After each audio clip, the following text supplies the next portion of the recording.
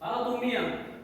Hoje nós vamos dar continuidade à nossa aula de História do sétimo ano, tá bom? Lembrando, na aula anterior nós trabalhamos europeus disputando o mundo atlântico. Hoje nós vamos dar continuidade a essa aula. Lembra que nós trabalhamos na aula anterior sobre como se formou o que nós chamamos de Império, tanto de Portugal com Espanha, que é chamado de União Ibérica? Esse grupo que se formou, ou melhor, esse Reino Unido que se formou entre Portugal e Espanha, vai influenciar o Brasil aqui. Primeiro, porque nós vimos na aula anterior, nós verificamos como se deu o processo de independência da Holanda. E essa disputa pelo mundo do Atlântico, no Brasil, vai se dar justamente pelo domínio holandês das regiões portuguesas aqui na América, que no caso seria o Brasil.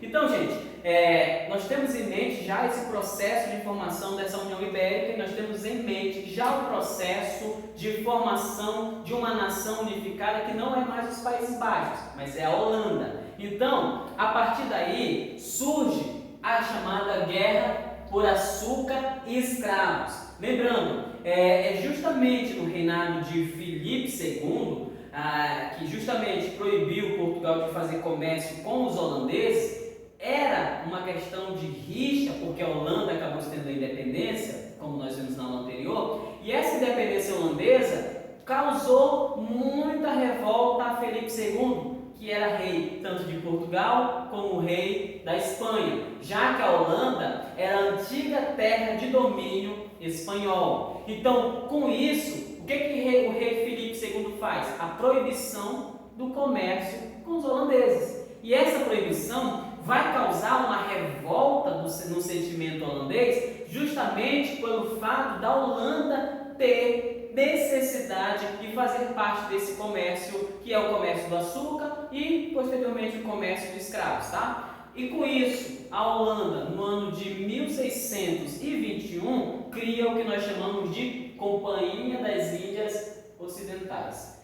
Isso é uma empresa que vai ter como característica a comercialização de mercadorias, tanto com açúcar como de escravos. Essa Companhia das Índias, por muito tempo, ela também fez a comercialização e o contrato com com o que nós chamamos de piratas, tá? Que são corsários ingleses, para poder dominar os mares, tá bom? E essa Companhia da Índia, ela tinha duas importantes atribuições para aquele período que ela foi criada. A primeira, o alvo era a América.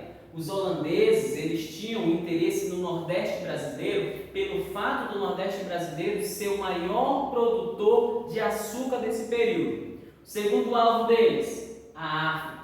Eles queriam conseguir africanos escravizados para vendê-los no Brasil. Então, com isso, nós temos duas características que os holandeses queriam dominar, ou dois mercados que eles queriam dominar. Primeiro, o mercado açucareiro, que era muito lucrativo. E o segundo, o mercado e o comércio de escravos. Então, são esses dois pontos principais que a Companhia das Índias Ocidentais vai ter para trabalhar e derrubar o monopólio, o domínio português nessas áreas, tá bom?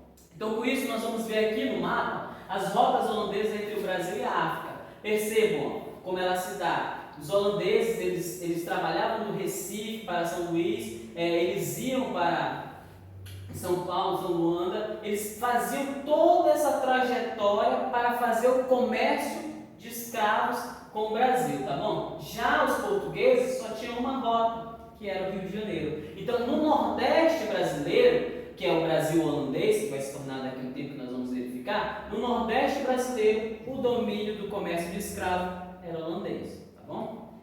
Então, com isso, vai ocorrer a primeira invasão holandesa nas terras portuguesas, que é o Brasil. A primeira invasão ocorre na Bahia, que era a capitania que tinha um grande número de engenhos de açúcar. E esse domínio na terra holandesa, ela vai se dar em 1624, quando os holandeses chegam em Salvador. E o que eles vão chegar lá? Eles vão chegar com 26 navios, 3.000 1.300 homens e 450 canhões. E eles dominam de forma relativamente fácil a Bahia, tá bom? Então a população da cidade, ela vai se revoltar, ela não vai aceitar o domínio holandês e ela vai para o interior da Bahia na tentativa de organizar a resistência contra esse movimento de tentativa de colonização da Bahia. Então, o movimento luso-brasileiros, que são portugueses e já descendentes já são portugueses vindo para cá e filhos de portugueses nascidos no Brasil, os lusos brasileiros, eles vão começar a fazer as chamadas guerras de emboscadas, que eram o quê? Eram quando os portugueses, os lusos brasileiros, se escondiam nas florestas, nas matas, e quando os holandeses passavam, eles faziam o ataque nesse grupo que eles estavam. Eram emboscadas que eram feitas para tentar diminuir o número de soldados e número de dominantes daquela região, tá bom? Então, pelo lado dos lusos brasileiros, ocorreu as guerras de emboscadas. Os espanhóis, por sua vez, fazem um apoio, já que nós vivemos o período da União Ibérica, eles dão um apoio aos portugueses, aos brasileiros, que aqui estavam os lusos brasileiros, para vencer essa batalha. E o que eles fazem? Eles encaminham uma esquadra para a região da Bahia. E essa esquadra vai vir com 52 navios e mais de 12 mil homens. E isso vai fazer com que os holandeses não resistam e acabem se entregando para os portugueses, tá bom? Com isso, ocorre a segunda invasão, que é a invasão em Pernambuco. Mas tem um antecedente. Lembrando, no ano de 1624 ocorre a invasão na Bahia. No ano de 1626 vai ocorrer um ataque dos holandeses a mercadorias e a alguns navios brasileiros. E esse ataque vai fazer com que os holandeses recebam um lucro. E esse lucro, que é a prata, ou seja, que são barcos carregados com prata, esse lucro vai ser utilizado para fazer ou estabelecer a invasão em Pernambuco, ou de Pernambuco pelos holandeses, tá bom? Porque a invasão dos holandeses em Pernambuco vai se dar no ano de 1630, como os holandeses vão vir para o Brasil com navios e canhões, e eles vão entrar no mar brasileiro e vão invadir a cidade de Pernambuco. As duas principais cidades que são invadidas são Olinda e Recife, que na época eram as maiores cidades da capital pernambucana, ou dessa região pernambucana, tá bom?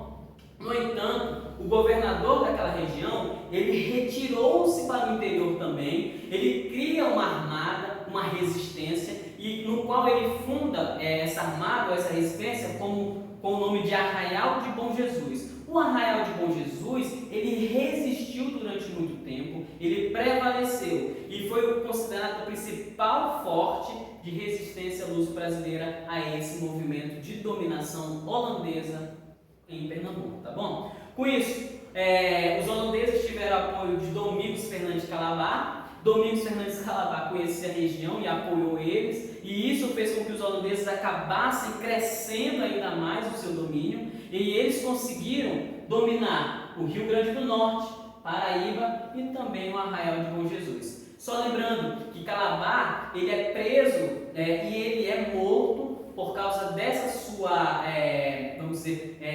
revira-casaca, ou seja, por ele ter apoiado o ataque à invasão holandesa, tá bom? Então, gente, nós temos aqui uma imagem que ela retrata, gente, que aquelas pessoas que estavam ali na invasão pernambucana se negaram a servir ou a ficar a favor dos holandeses. E é engraçado que nessa pintura, o autor dela vai dizer assim, que somente Calabar foi o que ficou para apoiar os holandeses, tá bom? Então, gente, essa é a nossa aula de hoje. Nós vamos dar continuidade a ela na próxima aula, falando sobre Nassau, tá? É um governo holandês provisório que durou aí 10 anos e nós vamos perceber que durante 10 anos o Brasil foi holandês, ou seja, o Nordeste brasileiro foi holandês, até que ocorre a retomada dessas regiões por parte dos lusos brasileiros. A nossa atividade vai se encontrar na página de número 267, tá? E a questão de número 3, tá bom? Então, até a próxima. Tchau, tchau.